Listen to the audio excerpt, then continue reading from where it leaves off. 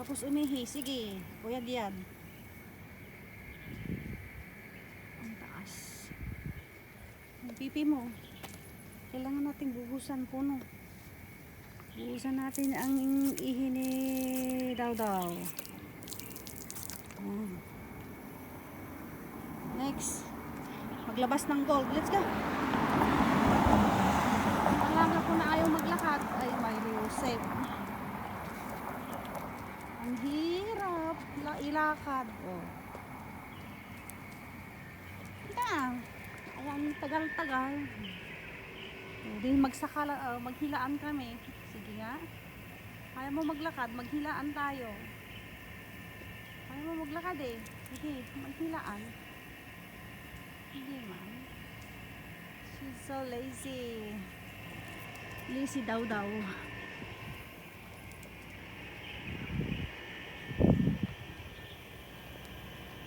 Let's go daw.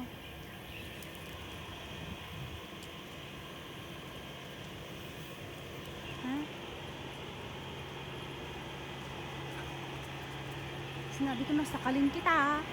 Ayaw mo talagang maglakad. Sasakalin talaga kita, Mr. Daw. Bakit ayaw mo maglakad? Gusto mo yung lagi nasasakal?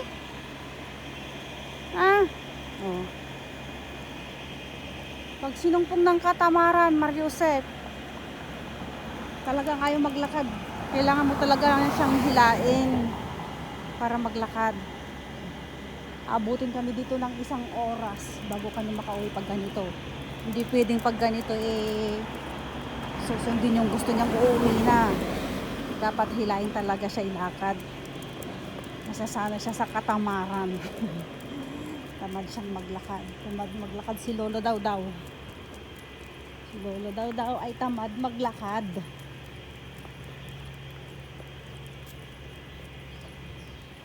Let's go. Dito kami naglalakad araw-araw.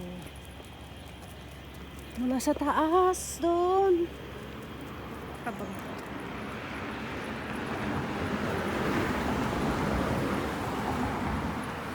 Lahat ng poste inaamoy. Huwag dyan sa may gilid.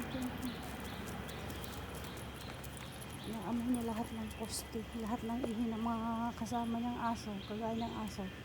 Inaamoy niya kasi merong iba yung nalalakad nila yung aso nila.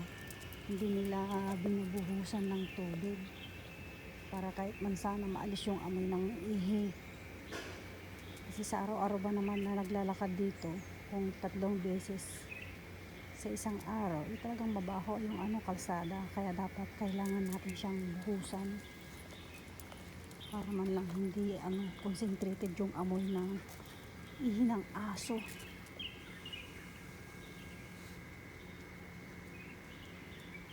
Pag nabuhusan kasi ng tubig, medyo matatanggal yung amoy. Kasi hindi naman araw-araw yung naglilinis ng kalsada, yung truck na naglilinis ng kalsada with water yun.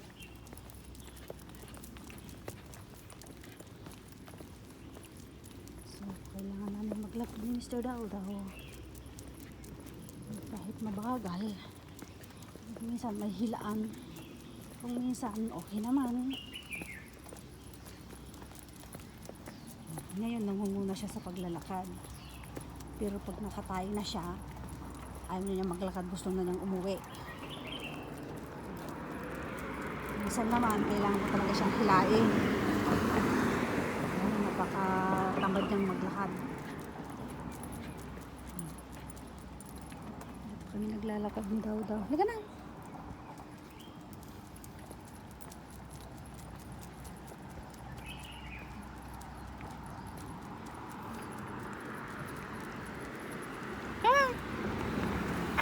Ay!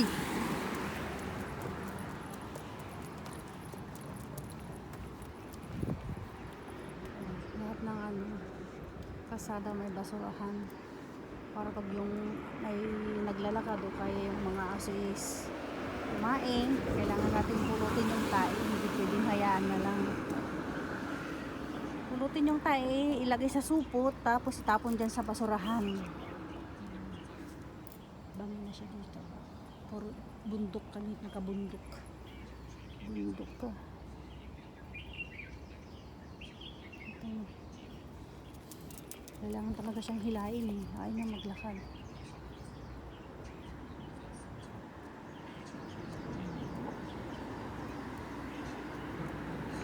Ang dami pang etchos para makaihi. Anong inaamoy-amoy mo dyan? Puro ihi din naman mo ng mga kaya mong aso. Ako. Paikot-ikot. Look. Come on. Come on. Si Lolo naglalakad siya.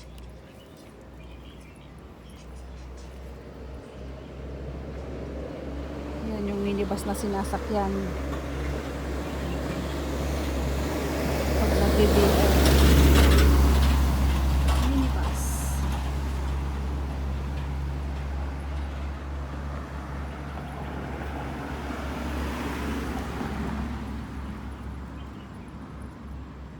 Ang ganda ng view.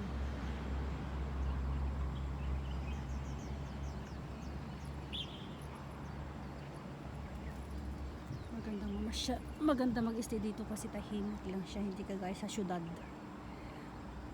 Maingay, maraming sasakyan dito, tahimik. Mga huni lang ng ibon ang naririnig. Saka yung mga sasakyan na aakyat baba.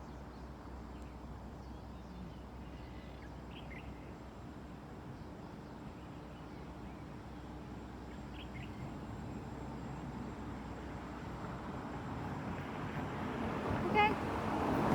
Ayaw na naman niya maglakad. So kailangan pag naglakad ka, dire-diretso. Kasi ayaw niya talaga.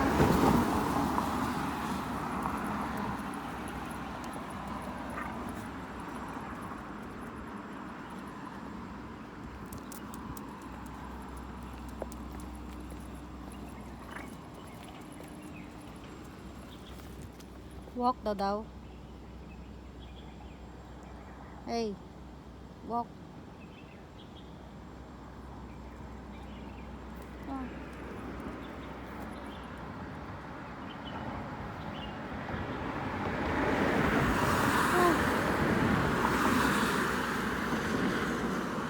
Walk. Come on.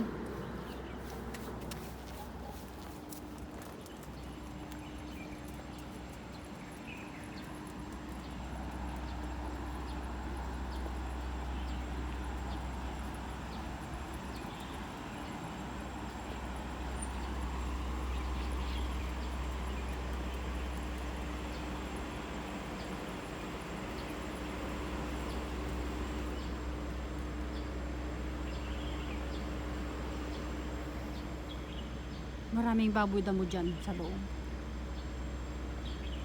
Minsan pumupunta sila dito, dyan, nadadaanan. Nakakatakot nga lang.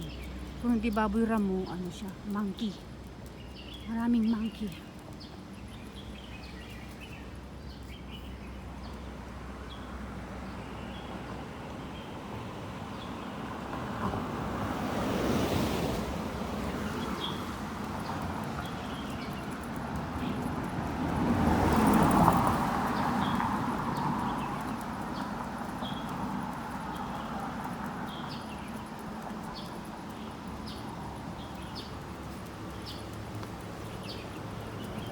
Tawid tayo.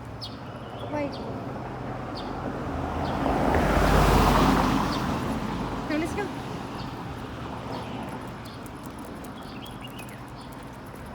Tawid na kami pabalik.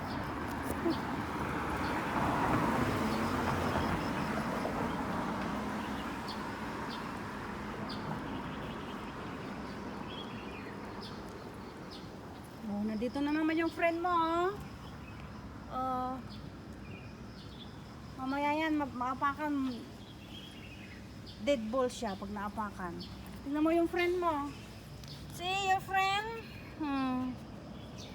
Nagtago na yung ulo niya.